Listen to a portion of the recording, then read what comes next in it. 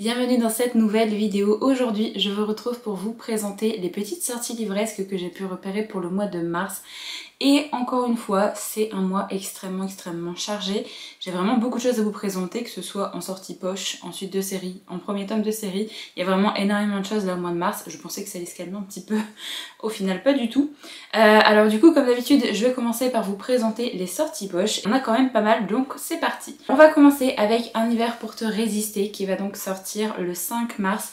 Donc c'est le deuxième tome de cette série un petit peu que l'autrice a fait, qui s'appelle Season. Même si c'est des romans que vous pouvez lire vraiment indépendamment. Ça fait partie de sa série Season, donc qui reprend les 4 saisons. Ensuite vous avez Morgane Pendragon qui va donc sortir le 5 mars, donc c'est de Jean-Laurent Del Socorro, un one shot de fantasy.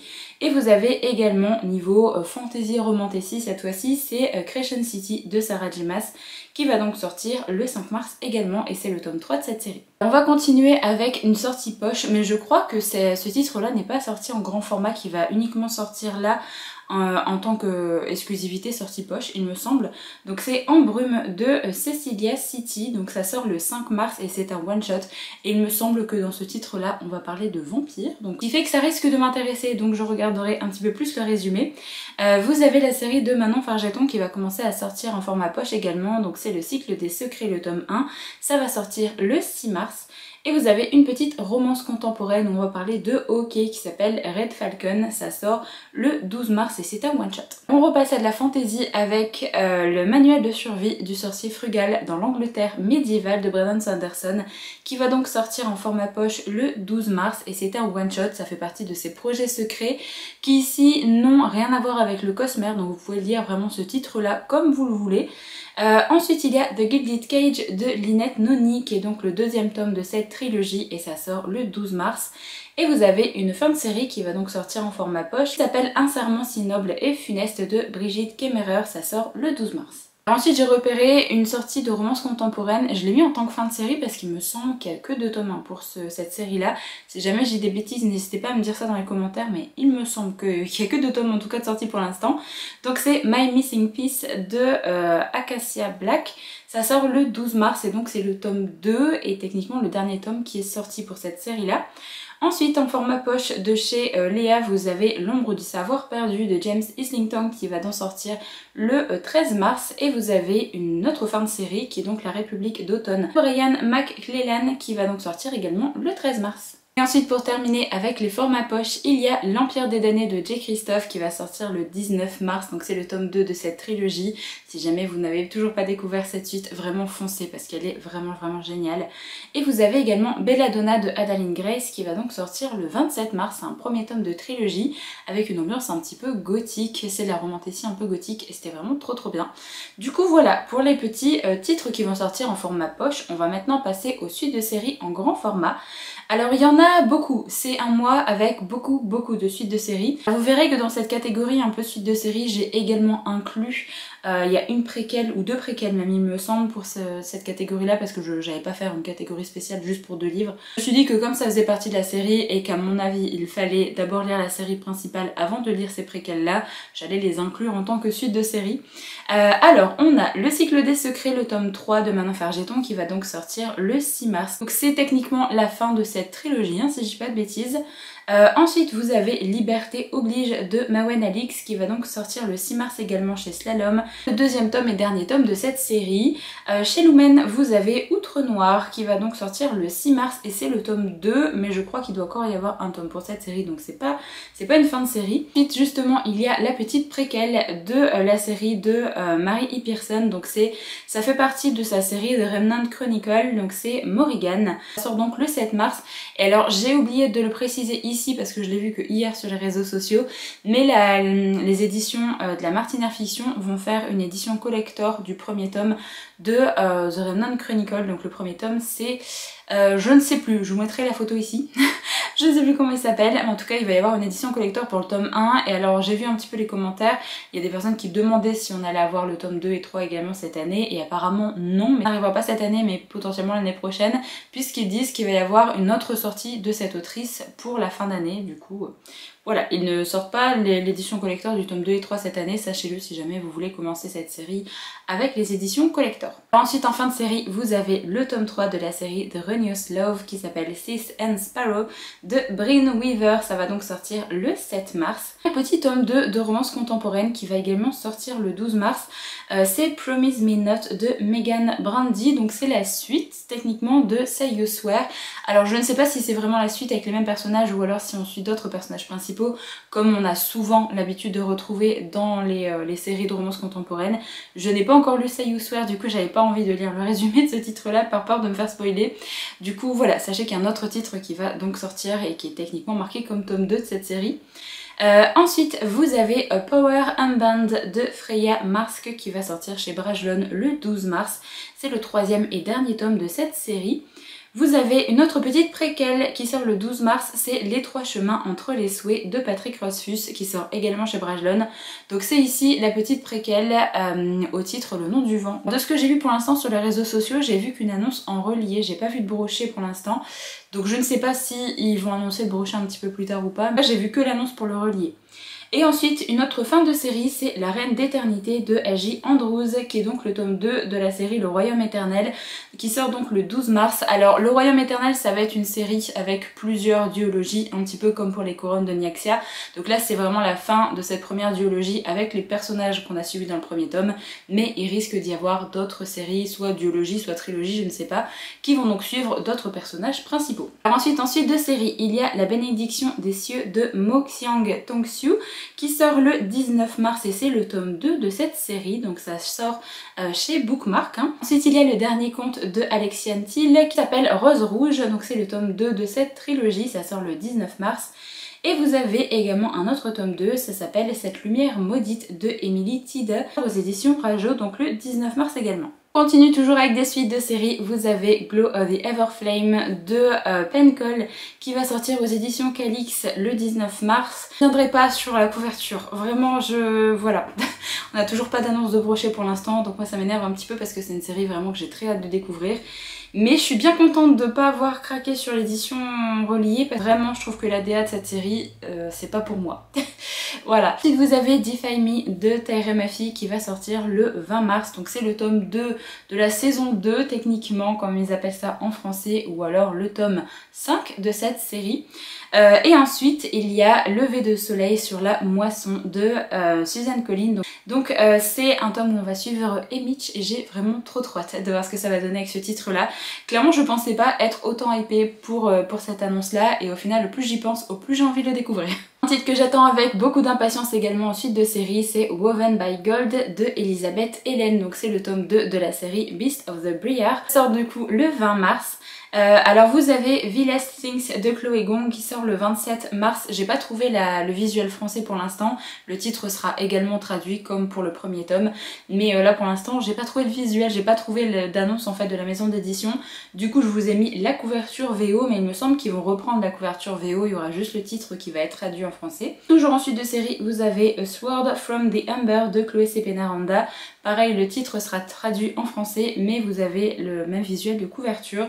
Du coup, c'est le tome 5 de cette série, et c'est pas le dernier tome parce qu'il y a techniquement un tome 6 qui vient conclure cette longue série de l'autrice. J'ai toujours des suites de séries à vous présenter. Vraiment, comme je vous ai dit, le mois de mars, c'est blindé en suite de séries.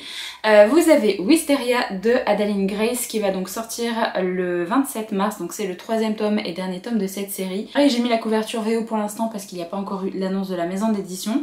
Ensuite il y a La Reine du Mythe et des Monstres de Scarlett Sinclair qui va sortir chez Hugo Roman dans leur collection Romantasy le 5 mars. J'ai oublié de le noter plus tôt, vous verrez il y a des petits fails au niveau des dates. J'essaye de faire un petit peu par ordre chronologique, mais des fois j'oublie des petites choses que je rajoute à la fin. Et ensuite le 19 mars il y a Le Trône des Dieux Brisés de Amber Venicol qui sort aux éditions Lost Kingdom. J'ai trop hâte, j'ai vraiment trop hâte de lire ce tome 2 clairement. C'est l'une des sorties que j'attends le plus pour le mois de mars. Et enfin, pour terminer la catégorie des suites de séries en grand format, j'ai encore 2 titres à vous présenter. Donc il y a Le choix du cœur de Carissa Broadbent. C'est le 3e et dernier tome de la série La guerre des cœurs égarés. Ça sort du coup le 19 mars. Et alors il y a également un tome 4. Alors je l'ai mis en tant que suite de série, même si techniquement c'est une autre série qui va se passer dans le même univers que Le Royaume des Corbeaux, mais on ne peut pas lire ce tome-là sans avoir lu la première trilogie. Du coup je l'ai mis en tant que suite de série et je pense que c'est un peu plus sa place qu'en tant que premier tome. Du coup c'est La maison aux marées mouvantes de Olivia Wildenstein, donc ça sort le 5 mars. Ensuite je vais vous présenter les one-shots que j'ai pu repérer et ensuite les premiers tomes de série. Pour éviter que la vidéo soit trop longue, je ne vais pas vous lire le résumé de chaque titre que je vais vous présenter, mais bien sûr ce sera disponible sur l'écran, donc n'hésitez pas à mettre pause si jamais il y a un des titres qui vous tente. Vous avez Le chant des noms de Jedediah Berry qui va sortir aux éditions Le Rayon Imaginaire le 5 mars. C'est un titre qui m'intéresse pas pour ma part, donc je vous laisserai lire le résumé si jamais ça peut vous intéresser. On dit juste que Le chant des noms mêle habilement dystopie, dark fantasy et réalisme magique pour créer un univers unique et envoûtant baigné de références steampunk. Voilà, du coup il y a pas mal de petites choses quand même dans ce roman. J'ai repéré une petite romance, c'est Eyes Never Lie de Isla Arowi, ça sort le 6 mars. Alors je ne sais pas si c'est romance ou plutôt dark romance. Je vous avoue que j'ai pas vu l'information, mais au vu du résumé, je pense que ça peut partir dans la dark romance. Du coup on nous dit Romy croque la vie à pleines dents auprès de ses 2 meilleures amies, seulement le tableau n'est pas si parfait. La jeune femme peine à tourner la page après sa dernière relation amoureuse qui a bien failli la détruire. Jusqu'au jour où sa sœur de cœur lui propose de se lancer dans des rendez-vous à l'aveugle. Bien que d'abord réticente, Romy se laisse finalement prendre au jeu et finit même par se lier à un homme dont elle n'a jamais vu le visage. Un certain Noam qui l'intrigue autant qu'il l'attire. Le hic, le mystère semble hanter chaque pas de cet homme. Pire, le danger ne tarde pas à poursuivre Romy pour une obscure raison. Entre révélation, piège, manipulation et désir, la jeune femme se retrouvera vite noyée dans un tourbillon d'émotions qui pourrait bien ravir son cœur. Vous voyez un petit peu pourquoi je pense qu'on va peut-être partir dans du dark, parce que tout ce qui est piège, manipulation comme ça, généralement ça part un peu dans la dark romance. Ensuite j'ai repéré en tant que one shot Nos destins infinis de Laura Steven. Ça sort du coup le 6 mars et alors les petites phrases qu'on nous marque sur la couverture c'est « Ils se sont aimés dans toute leur vie, ils se sont tués dans chacune d'elles ». Je trouve clairement que ça annonce que du bon. On nous dit Evelyne se souvient de toutes ses vies passées. Elle sait aussi que dans chacune d'elles, elle est tombée éperdument amoureuse d'Arden, son âme sœur, et que dans chacune d'elles, elle a été assassinée avant son 18e anniversaire des mains d'Arden. Cette fois, elle est née au pays de Galles, dans une petite ferme entourée d'une famille aimante, mais la destinée n'a pas été tendre avec elle. Sa sœur adorée, Gracie, est atteinte d'une leucémie et sa survie dépend de la greffe de moelle osseuse. Les 18 ans d'Evelyn approchent, elle va vite devoir trouver Arden et le convaincre de l'épargner afin qu'elle puisse sauver Gracie, mais surtout essayer de ne pas tomber amoureuse de lui encore une fois. Saura-t-elle défier l'infini ? Ça a l'air assez intriguant je trouve au niveau du résumé, surtout le fait de se rappeler de ses vies antérieures comme ça, je trouve ça assez chouette. Ensuite on continue avec les one-shots, il y a Les Cités de Poussière de Nell Pfeiffer. Ça va sortir le 12 mars, alors c'est une autrice qui a déjà été publiée également, qui a été très connue avec son autre duologie que je n'ai pas lu pour ma part. Alors je vous laisse lire le résumé si jamais ça peut vous intéresser parce qu'il est énorme. N'hésitez pas à mettre pause pour le lire si jamais ça vous intéresse. Ensuite, il y a une autre romance qui va sortir aux éditions Hugo, donc c'est I Want Your Revenge de Margherita Gabbiani. Ça sort le 12 mars, donc pareil, je vous laisse lire le résumé si jamais ça vous intéresse. On nous dit juste la petite phrase de fin, c'est « Entre manipulation, mensonge et jeu de séduction, l'amour a-t-il une chance de triompher ?» J'essaie toujours de regarder un petit peu les sorties de romance parce que j'essaye de trouver de nouveaux auteurs ou de nouvelles autrices qui pourraient me plaire. Donc si jamais vous avez déjà lu quelque chose de cette autrice, n'hésitez pas à me faire savoir ça dans les commentaires et à me dire ce que vous en avez pensé. Enfin, le dernier one-shot que j'ai à vous présenter, c'est un titre que j'attends avec énormément d'impatience parce que c'est Estée Gibson. Donc c'est Indécente Initiation, donc sortir aux éditions Sabran le 13 mars. J'ai trop hâte parce que c'est Estée Gibson que j'ai adoré à Diary of Blood. Donc, autant vous dire que celui-là rejoindra ma bibliothèque dans pas si longtemps que ça. On nous dit, tôt ou tard, l'une de nous versera son sang pour l'autre. L'université de Saint Perpetua est un lieu ancien, réservé aux étudiantes les plus brillantes. Lorsque Laura Sheridan y fait ses premiers pas, elle réalise son rêve, étudier la poésie auprès de la professeure de La Fontaine, une sommité mystérieuse au charme magnétique. C'est sans compter Carmilla, élève aussi attirante que studieuse, qui devient rapidement la rivale de Laura. L'animité grandissante sera encouragée par leur enseignante, la nature les entraînera dans une spirale indécente. De cet étrange ballet naîtra une relation qui poussera Laura à faire face à ses désirs les plus singuliers. Ensemble, elles puiseront dans le sang l'encre de leurs poèmes et une sombre alchimie les unira toutes les trois, les menaçant d'un incendie qui dévorera tout sur son passage. Donc déjà on a un côté Dark Academia, c'est une sorte de retelling de Carmilla, du coup je pense qu'on part un petit peu dans tout ce qui est vampire. On a une relation saphique dedans, ce qui fait que y a tout pour me plaire, donc j'ai vraiment trop hâte de le découvrir. Alors ensuite il y a un titre aux éditions Bookmark qui va donc sortir qui s'appelle Nuit de Eva Guilloton. Alors ça je vous en ai déjà parlé vu que je l'ai reçu de la part de la maison d'édition, donc je vous laisse relire le résumé si jamais ça vous intéresse, mais je vous l'ai déjà présenté plusieurs fois sur la chaîne, donc ça sort le 3 mars. Ensuite, en premier tome de série, il y a Le Nectar du Mal de Ella Fields. Ça sort aux éditions EH, ça sort le 3 mars. Je suis un peu triste de la couverture française, je vous avoue, parce que j'ai vu passer la magnifique couverture qu'ils ont eue pour les éditions. Je sens que c'est les éditions Fairyloot qui avaient fait une magnifique couverture. Et là, j'avoue, la couverture française, elle vend pas vraiment du rêve, mais c'est quand même un titre que j'ai bien envie de découvrir. On nous dit, elle n'a pas de nom, pas de famille, rien. Échangée dès la naissance avec un autre enfant, elle n'a jamais trouvé sa place. Mais tout cela est bientôt terminé. Un temps, elle a enfin l'âge pour partir à la recherche de ses origines. Hélas, à la mort de sa tutrice, elle se voit condamnée à travailler dans une maison cloche pour régler ses dettes. Premier homme, un homme d'une irrésistible beauté à la stature imposante. Il s'agit de Florian, le roi des fées du royaume voisin et propriétaire de l'établissement dans lequel elle est employée. Une proposition à lui faire, elle se doit d'accepter car en échange de devenir sa fiancée, Florian lui promet de l'aider à retrouver sa famille. Son rêve est sur le point de se réaliser, mais si pactiser avec un failli pour atteindre ses objectifs lui semblait être une bonne idée, c'en est une autre de tomber amoureuse d'un tyran sans cœur. Alors je sais que Nina, elle lui a pas si longtemps que ça, elle a pas trop aimé, mais j'avoue que c'est quand même un titre qui m'intéresse. Alors ensuite, on part dans une romance contemporaine, c'est Dawn and Dusted de Lila Sage, ça sort le 5 mars. Alors c'est une romance contemporaine avec un univers un peu de cow-boy, etc. C'est clairement pas mon délire.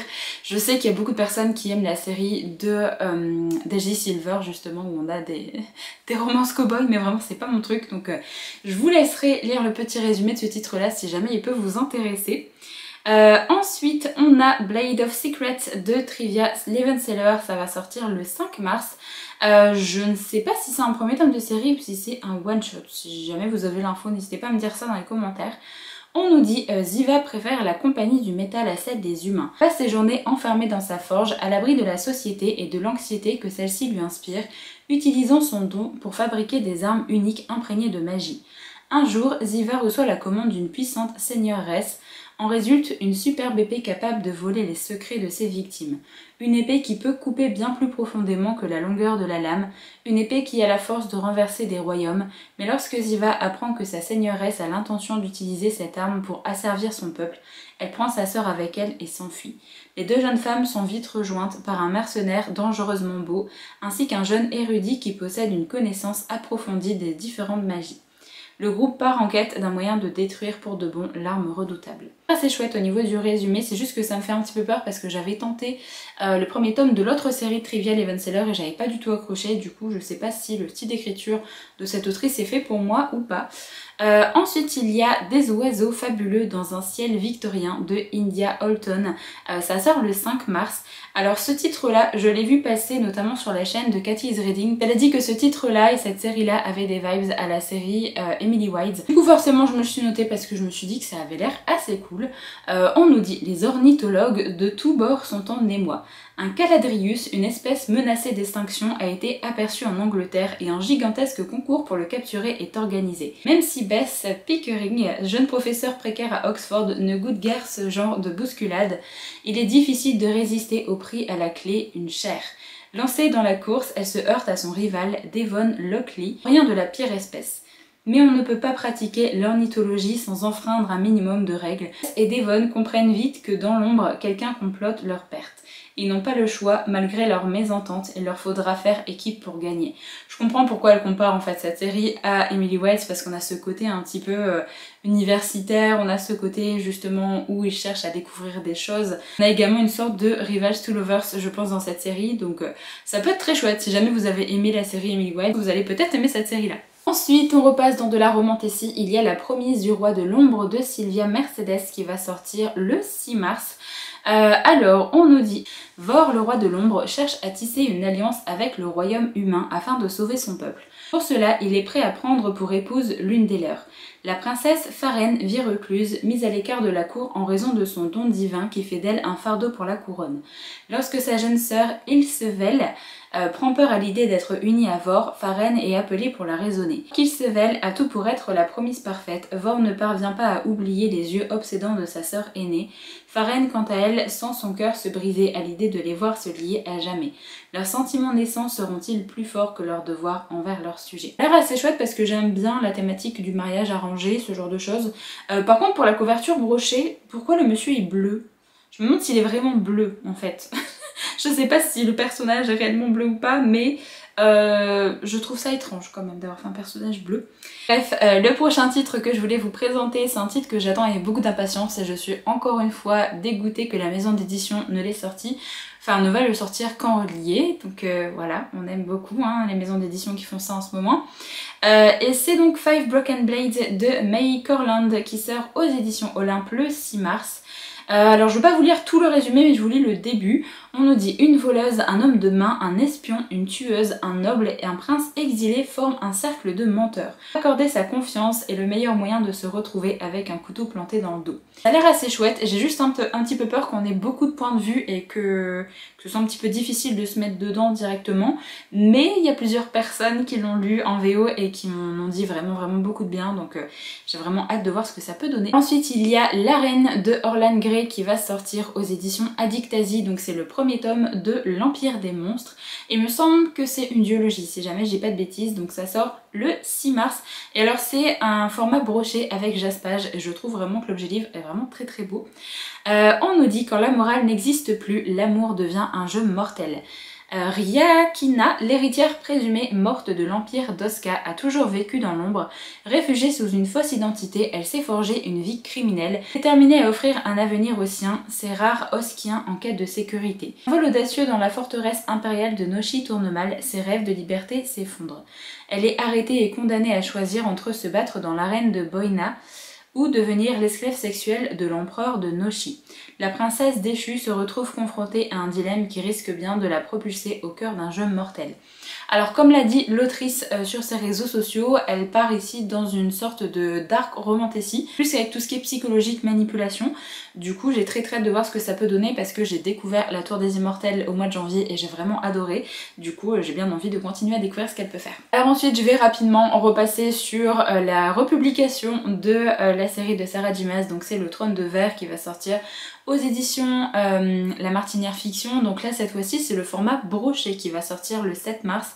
Du coup il y a le premier tome de cette série qui sort le 7 mars et alors je vais vous mettre sur l'écran également le petit post en fait qu'ils ont pu faire sur Instagram avec toutes les dates de sortie pour les formats brochés. Alors au mois de mars vous avez le premier tome et le dernier tome, donc le tome 7 qui sort également en format broché parce que c'était une demande de la part de l'autrice et de sa compagnie en fait pour que le dernier tome soit disponible pour le plus grand nombre et pas juste l'édition limitée qu'ils avaient pu faire en fin d'année dernière. Du coup, vous allez avoir le premier tome au mois de mars, le tome 2 au mois d'avril, la préquelle au mois de mai, le tome 3 au mois de juin, le tome 4 en juillet, le tome 5 en août, le tome 6 en septembre et donc le tome 7 qui est dispo également au mois de mars. Comme ça, si jamais vous voulez vous refaire toute la collection en broché, eh bien sachez que voilà, ce sera les dates de sortie là. Alors, est-ce qu'ils vont sortir les éditions reliées pour chaque tome en même temps que les éditions brochées? Je ne sais pas. C'est vraiment pour l'édition brochée qu'ils ont partagé pour ce post. N'hésitez pas à suivre la maison d'édition sur les réseaux pour voir voir si jamais il compte sortir les éditions reliées en même temps ou pas. Ensuite je vais continuer avec les premiers tomes parce que j'ai encore quelques titres à vous présenter. Donc il y a Zara, le premier tome de la série Les Gardiens de l'Aube de S.J. Jones qui va sortir aux éditions Bayard le 19 mars. C'est clairement la couverture qui m'a interpellée parce que je la trouve absolument mais absolument magnifique. On nous dit: dans l'Empire du Matin, la magie est bannie et punie de mort. Zara a toujours bien dissimulé ses pouvoirs, mais lorsque les abominations, des magiciens possédés par des démons, l'attaquent, elle n'a d'autre choix que d'utiliser sa magie. Désormais en fuite, elle croise la route de Han, le prince héritier sous couverture, qui cherche comment sauver son adelphe qui a également des pouvoirs.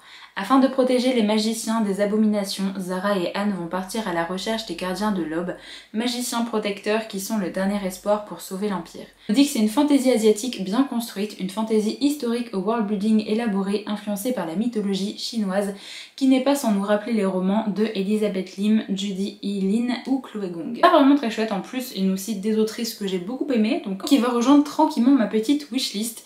Alors un titre qui va sortir aux éditions Lost Kingdom que j'ai vraiment très hâte de découvrir, donc c'est Un baiser maudit de Jenny Hickman. C'est le premier tome de la série Les légendes de Eiren, ça sort du coup le 19 mars. Pour le petit résumé, on nous dit: quand Kaylin est témoin du meurtre de sa sœur par le légendaire Gankana, un être immortel qui charme les femmes avant de les tuer d'un baiser maudit, elle est prête à tout pour la ramener à la vie. Et grâce à une sorcière assoiffée de vengeance, elle obtient tout ce dont elle a besoin pour ressusciter la personne qu'elle aime le plus au monde.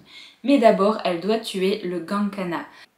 Tag, alors je sais pas trop comment on prononce ce prénom, un demi-faille diaboliquement séduisant qui méprise la haute société et les convenances, préférait de loin passer son temps en compagnie des filles débauchées et de créatures des ténèbres plutôt que d'aider une humaine à liquider l'un des siens, jusqu'à ce que Kaylin lui fasse une offre qu'il ne peut pas refuser. Ça a l'air vraiment trop bien, je l'ai vu passer sur quelques chaînes anglophones que je suis, du coup forcément j'ai bien envie de le découvrir. Et bientôt à la fin, j'ai encore 4 titres à vous présenter et après on pourra enfin clôturer cette vidéo.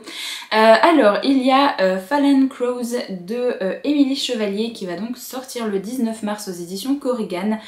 C'est un premier tome de série et la série s'appelle Les Héritiers. Alors, on nous dit Empire d'Obragon, printemps 1776. Cornelis Ier vacille, la paranoïa l'égare et autour de lui les têtes tombent. Son fils Alexander ne semble ni prêt ni résolu à lui succéder, préférant s'étourdir dans les fêtes somptueuses du palais.